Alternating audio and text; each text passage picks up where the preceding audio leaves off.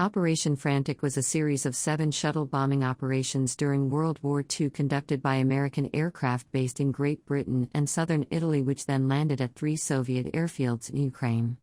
The aircraft in Ukraine then flew bombing missions en route to their bases in Italy and Great Britain. Frantic was meant to open up new German-held areas of Europe to strategic bombing by the United States Army Air Forces, but instead saw only mixed results, with German leadership perceiving it as an American propaganda campaign to impress the Soviets. Frantic also highlighted significant tensions between the Western Allies and the Soviet Union, the latter of which proved both unfamiliar with and unfriendly to hosting foreign aircraft for joint operations. After a 7th bombing mission in mid-September 1944, Frantic was discontinued. Overview: American and Soviet military personnel write messages on aerial bombs. American plans to use air bases in the USSR began as United States Army Air Forces (ASAF) staff studies soon after the German invasion on June 22, 1941.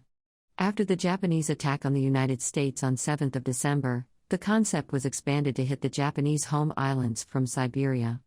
However, Soviet air cooperation was negligible through 1942, and it was not until the Foreign Ministers' Conference, Moscow Conference, in Moscow in October 1943 that the American delegation raised the issue formally with Foreign Commissar Vyacheslav Molotov. At the Tehran Conference in late November 1943, President Franklin D. Roosevelt personally proposed the use of Soviet bases by American aircraft to Marshal Joseph Stalin. In this he was assisted by a personal appeal from his son, Colonel Elliott Roosevelt, also in attendance, who requested the bases for use of his reconnaissance aircraft then operating from Italy. The position papers given to Stalin emphasized both reconnaissance and bombardment operations, and Stalin agreed to proceed with the plan in principle. American heavy bombers stationed in Britain and Italy would fly strike missions deep into the heart of Nazi territory or occupied Eastern Europe. Afterwards, they would land at American air bases in newly recovered Soviet territory, rearm and refuel, and then attack other targets on their return flights.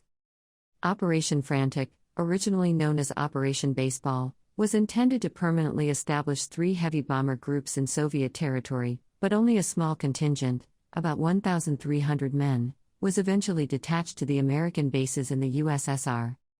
During the 4 months of major operations, 24 targets in German-held territory, some never before within effective range of the American strategic bomber forces, were attacked. While the shuttle bombing technique complicated German air defenses, in practice most targets were already coming in reach of U.S. bomber streams from Italy and England. Soviet vetoing of some targets prevented more effective use of the bases. The operations were reduced and finally discontinued due to a number of issues: a catastrophic German air attack on the bases in June, Soviet hostility and non-cooperation that started in August, and the inability of the Americans to receive permission to use the bases for support of the Warsaw Uprising 5, or for repatriation of American POWs from Soviet territory 6, which soured relations between the two countries. BVS and ASAF airmen meet at Poltava, June 2, 1944. Despite the tensions between Soviet and American leadership over Operation Frantic, the American airmen were made to feel very welcome by the Soviet personnel assigned to support them. The main operational difficulty encountered by the U.S. forces was inadequate force protection by the Soviets. The Soviets refused U.S. requests to introduce adequate radar-guided artillery and night fighter support, and U.S. aircraft were frequently fired upon by Soviet forces. Citation needed. The 3 bases reached their peak in July and August 1944, with a firmly limited complement of 1,300 U.S. officers and men.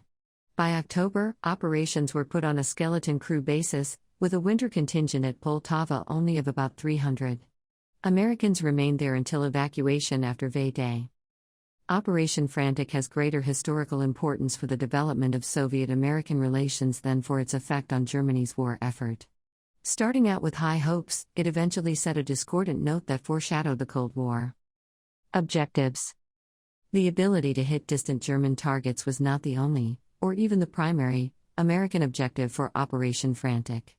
The political and military leadership wanted also to set a precedent and practical basis for later bombing of Japan from Siberia after the USSR opened the Second Front in the Pacific. Additionally, They wanted to provide a model for developing trust and cooperation between the two powers, which was deemed essential, establishing amicable post-war relations, and to develop close cooperation and exchanges in technology and research, specifically telecommunications, meteorology, air reconnaissance, air transport networks. After approval was given by Moscow in February 1944, a rapid buildup followed. Staff exchanges were made, the first echelons of American personnel began to arrive, and a U.S. delegation flew to Moscow in an operational B-17, which was used to demonstrate American bombing tactics to the Russians. Azov Eastern Command, General Alfred Kessler, was established at Poltava, operating in parallel with a new American military mission to Moscow, General John R. Dean. When a high-level U.S. delegation led by United States Strategic Air Forces, USTAF, Deputy Chief of Staff for Operations, General Frederick Anderson, accompanied by Colonel Roosevelt, visited Moscow and the bases in May 1944, conditions were such that the go-ahead for actual operations could be given. At the same time, Anderson let his side know that the ultimate goal was the establishment of a numbered American Air Force in the USSR and a switch to Siberian operations. For diplomatic reasons, this could not be revealed to the Russians. As it was, the Americans had to make do with a much smaller presence in the Soviet Union than originally contemplated. Frantic also tied in with other U.S. initiatives. At Tehran, General Henry Arnold, Chief of the Air Forces, offered Stalin 300 to 400 B-24 bombers, but noted that they would require a large Soviet training program in the United States. Stalin did not take this offer. Instead, American bombers making safety landings in Siberia were kept and copied by Soviet factories. Uncertainty surrounds Soviet objectives in agreeing to the operation.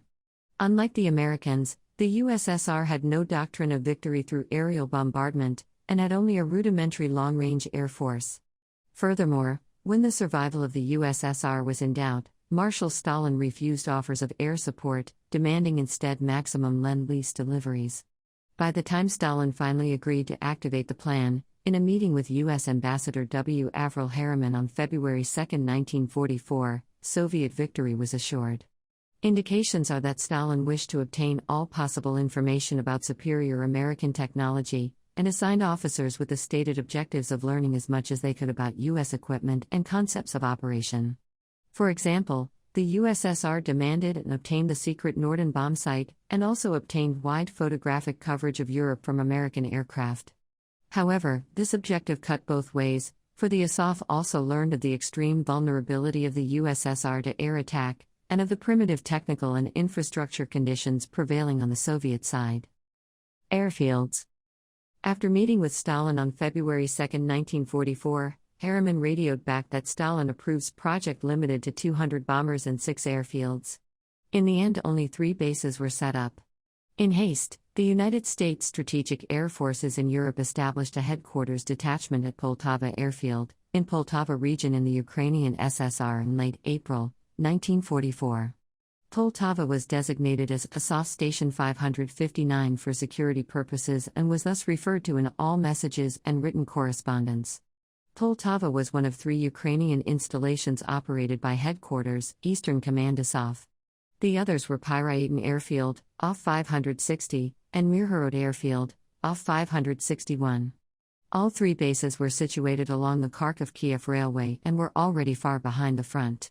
Poltava and Mirgorod were to be used by heavy bombers, B-24 Liberators, B-17 Flying Fortresses, while Pyryatan would be used for long-range escort fighters, P-51 Mustangs, P-38 Lightnings. The bases were farther away than the Azov wanted, and despite the best efforts were barely adequate for heavy bombers.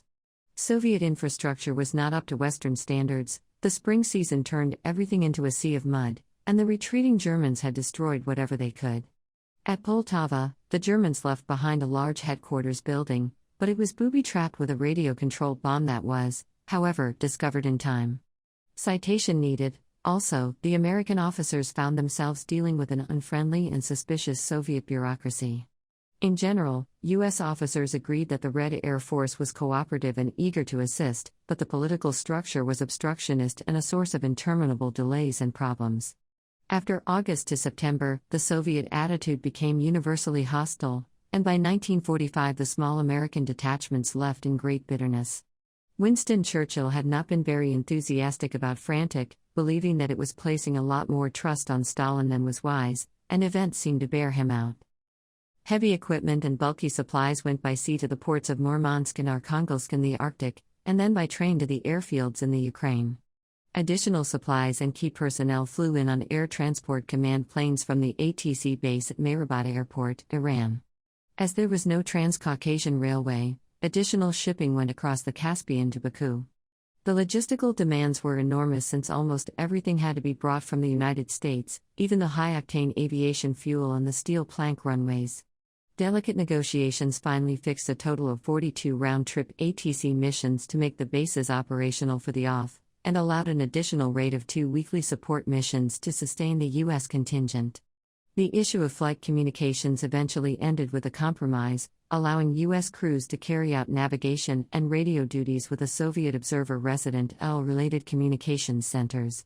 In support of Operation Frantic, ATC delivered some 450 personnel and 36,000 pounds of cargo by June 1944.